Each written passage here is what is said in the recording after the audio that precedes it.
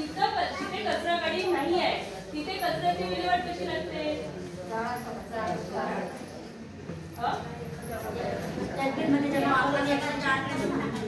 dustbin मध्ये जमा करून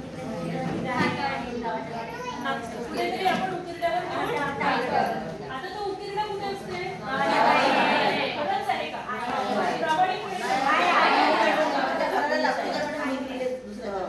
सगळ्या गावांची परिस्थिती सारखी नाही, माणसं सारखे नाही,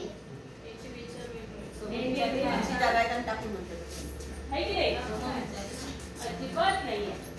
काही काही ठिकाणी अगदी म्हणजे घराच्या जवळच